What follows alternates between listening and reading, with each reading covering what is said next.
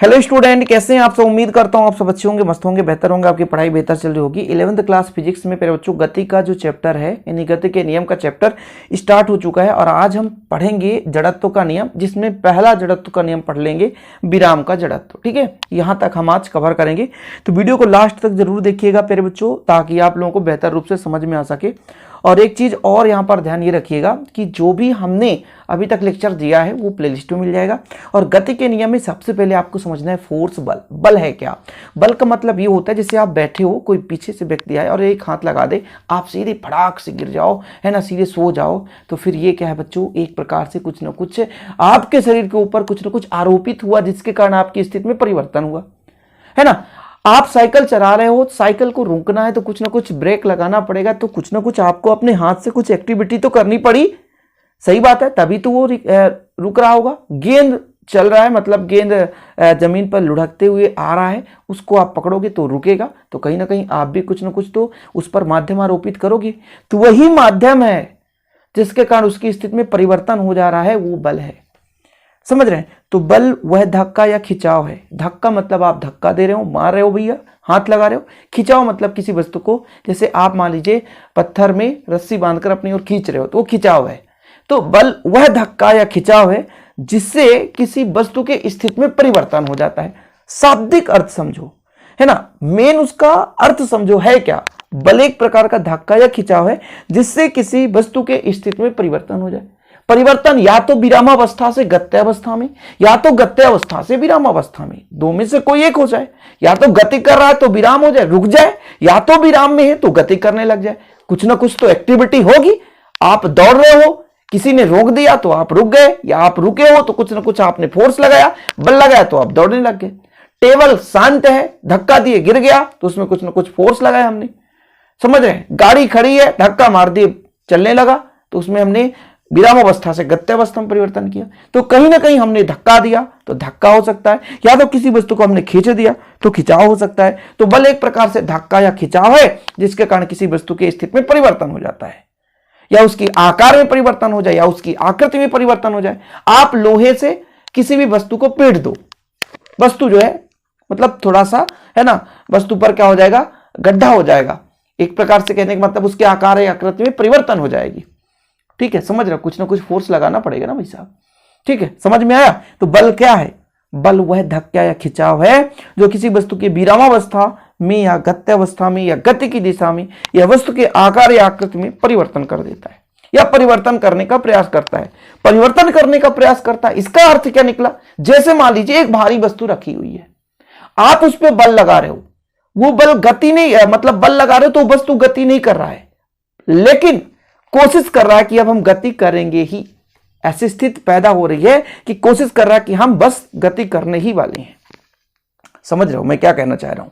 किसी भारी वस्तु पर आप धक्का दे रहे हो, उसकी स्थिति में परिवर्तन करना चाहते हो, वो आपका वस्तु स्थिर है, लेकिन आप इतना धक्का दे रहे हो कि वो बस गति ही करने वाला है, प्रयास कर रहा है गति करने के लिए। तो वैसा कोई एक प्रकार से कुछ ना कुछ माध्यम उस पर आरोपित करना पड़ रहा है। तो इस प्रकार से बल का आप परिभाषा समझ गए होंगे, क्योंकि वैसा बल ही तो सब कुछ है। इस चैप्टर में बल से ही सब कुछ लगेगा, किसी भी कार्य को करेंगे तो बल लगाना पड़ेगा। समझ रहे हो? चलिए आगे देखो भाई साहब। तो समानता बल के निम्न प्रभाव है। बल विरामावस्था की वस्तु को गत्यावस्था में ला देती है या लाने का प्रयास करती है। बल गत्यावस्था में परिवर्तन कर देता है, या तो परिवर्तन करने का प्रयास करता है। बल गति की दिशा बदल देती है भाई साहब, या तो बदलने का प्रयास करती है। जैसे मान लीजिए आप देखते हो कि एक बॉलर गेंद को फेंकता है तो बल्ले की सहारा से बैट्समैन गेंद की दिशा को बदल देता है बच्चों। तो आज हमारे रोहित शर्मा जी, है ना, लगाई बल्ले की दिशा बदले, आज इंडिया जीत चुकी है। आज जो मैं वीडियो शूट कर रहा हूं तो आज इंडिया जीत गई है। वीडियो बाद में भी आप देख रहे हो, कोई दिक्कत नहीं है। ऑस्ट्रेलिया से सीरीज था T20 मैच, और जिसमें इंडिया ने बेहतर परफॉर्मेंस किया और भैया 2-1 से सीरीज जीत लिया। तो आज भाई गेंद बैट का इसीलिए एग्जांपल दे रहा हूं कि रोहित शर्मा ने जैसे ही गेंद आया, फास्ट गेंद उधर से हेजलवुड दिए और रोहित शर्मा ने उसे दिशा परिवर्तन कर दी। तो भैया बल के कारण उसकी दिशा में परिवर्तन हो रही है। तो बल किसी वस्तु की आकृति आकार में भी परिवर्तन कर देता है, अथवा परिवर्तन करने का प्रयास करता है। जैसे आप आप मान लीजिए गीली मिट्टी ले लो और उसको आप फोर्स लगाओ तो उसकी गीली मिट्टी जो है आकार बदल जाती है। आप दलदल में जाओ तो आपका पैर धंस जाता है, तो वो जैसा उसका पथ का आकार था बदल जाता है। कच्चे रोड में आप बरसात के सीजन में जाओ, हर जगह गड्ढे मिलेंगे, उसकी आकृति बदल जाती है। ये सब बल के कारण ही होता है, समझ रहे हो ना। यानी बल किसी बाह्य साधन की सहायता से लगाया जाता है, नोट कर लो आप, ठीक। अब हम बात करते हैं जड़त्व। जड़त्व की बात हम पहले भी बताए भाई साहब कि जड़त्व तो हमको पढ़ना ही है, क्योंकि जड़त्व ही हम आज पढ़ने वाले हैं, लेकिन जो बेसिक है वो तो शुरू करना। और आज एक ही जड़त्व करेंगे, आज हम पढ़ेंगे विराम का जड़त्व, इसके बाद गति का जड़त्व और दिशा का जड़त्व एक लेक्चर में करेंगे, ठीक है। जड़त्व है क्या?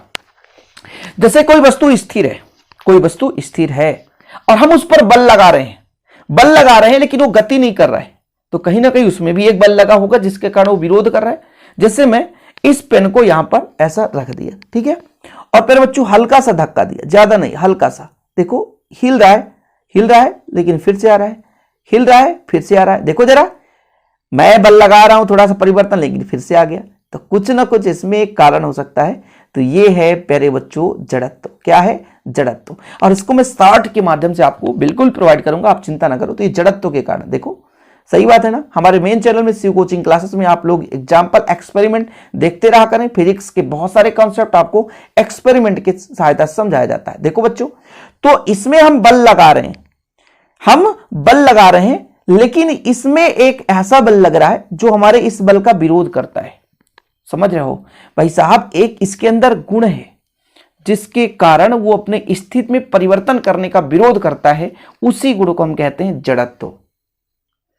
तो जड़त्व तो अब परिभाषा आपको रटाना नहीं पड़ेगा, आप समझ गए होंगे कि किसी वस्तु पर एक ऐसा गुण जिसके कारण वो अपनी स्थिति में परिवर्तन करने का विरोध कर रहा होता है। समझ रहे हो, कुर्सी टेबल पर बैठ गए आप, मतलब जैसे आप विद्यालय गए हो, फर्स्ट बेंच में बैठ गए, आप कोई धक्का दे रहा, आपको उठा रहा, बच्चा उठ जा, नहीं मारूंगा, अरे भैया मुझे अपनी स्थिति से परिवर्तन नहीं, तो एक प्रकार के जड़त्व तो लग जाता है। समझ रहे हो? अरे यार ये तो मजाक कर रहा था, जड़त्व के असली उदाहरण मैं आपको समझाऊंगा, चिंता न करो। लेकिन अभी जड़त्व की परिभाषा तो याद हो गया होगा, उम्मीद करता हूं कि जड़त्व एक प्रकार का किसी वस्तु पर गुण है जिस गुण के कारण उसकी स्थिति में परिवर्तन का विरोध होता है, यानी वो वस्तु ही अपनी स्थिति में परिवर्तन का विरोध करता है। ना ना, हम तो नहीं जाने वाले, बेटा मामा के चला गया, मम्मी बुला रही, बेटा आ जाओ। ना ना मम्मी, अभी हम और रुकेंगे, क्योंकि मामा के घर में जाने से तो दुलार पैदा होता है, उनको कभी कोई मारता नहीं, ना तो गाली देता, चाहे तोड़ फोड़ दो। अरे बेटा 2 दिन के लिए आया है, दुलार के साथ प्यार के साथ उनको क्या किया जाता है? खिलाया जाता है। समझ रहे हो? तो बच्चों यही होता है, उनको जड़त्व जमावना हो जाती है, जम जाते हैं अपने मामा मामी के घर में।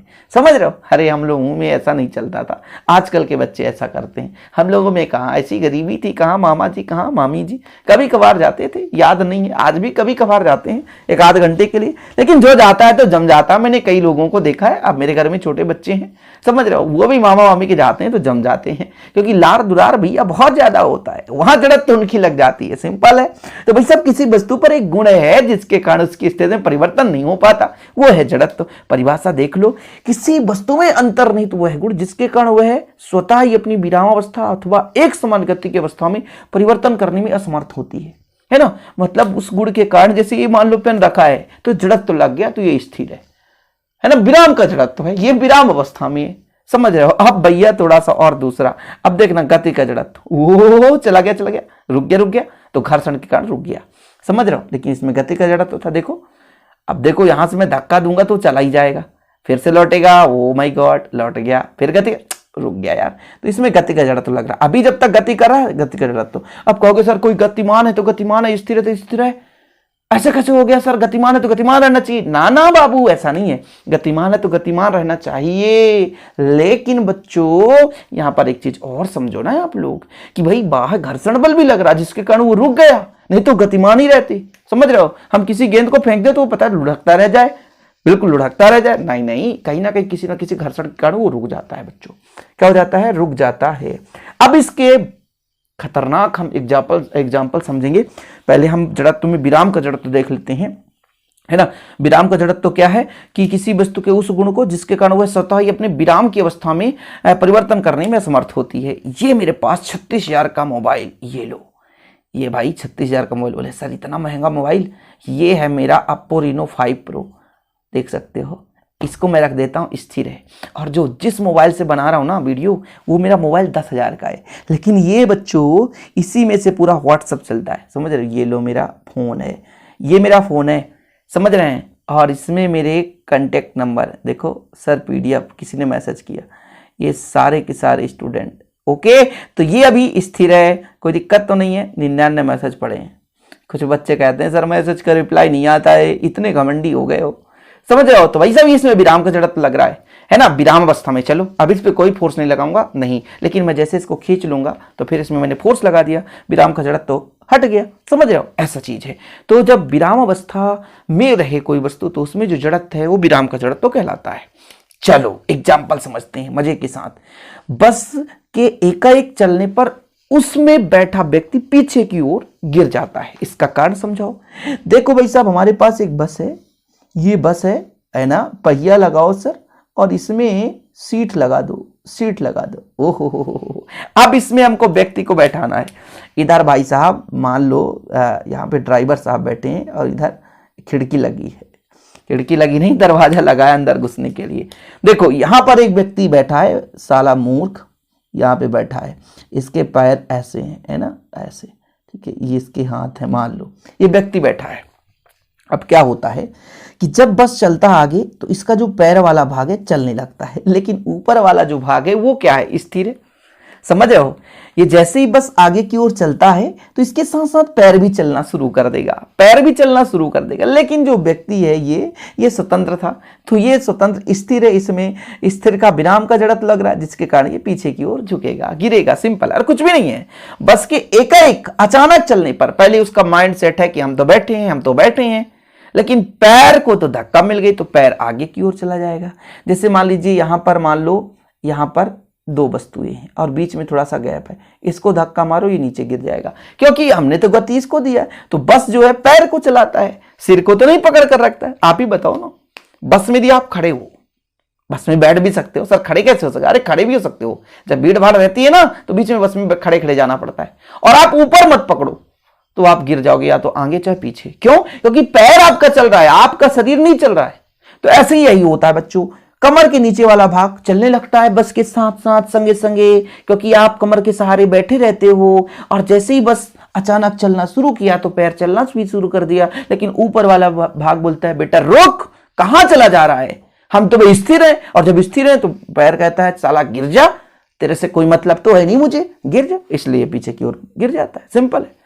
बस के एकाएक चलने पर व्यक्ति के कमर के नीचे का भाग वास्तविक रूप से गत्यावस्था में आ जाता है, ठीक है, कहां आ जाता है, गत्यावस्था में, किंतु ऊपर वाला भाग विराम के जड़त्व के कारण विरामावस्था में रह जाता है, इसलिए व्यक्ति पीछे की ओर गिर जाता है, सिंपल है, कोई दिक्कत नहीं। चलो अगला नंबर देखो, घोड़े के एकाएक चलने पर उस पर बैठा घुड़सवार पीछे की ओर गिरता है। अरे भाई घोड़ा कहां से आ गया सर, घोड़ा बना दो, घोड़ा बनाऊं, यूं यूं घोड़ा है, यूं यूं घोड़ा बना दो, ये पैर, ये दो गधा पैर, ये पैर, ये पैर, ये इसके मान लो घोड़ी है तो यहाँ पे थन है, ठीक है, ये लो, और यहाँ पर एक व्यक्ति बैठा दो, यहाँ पर एक चुंधा महाराज, यहाँ पर एक व्यक्ति बैठा दो, इसका पैर है ना।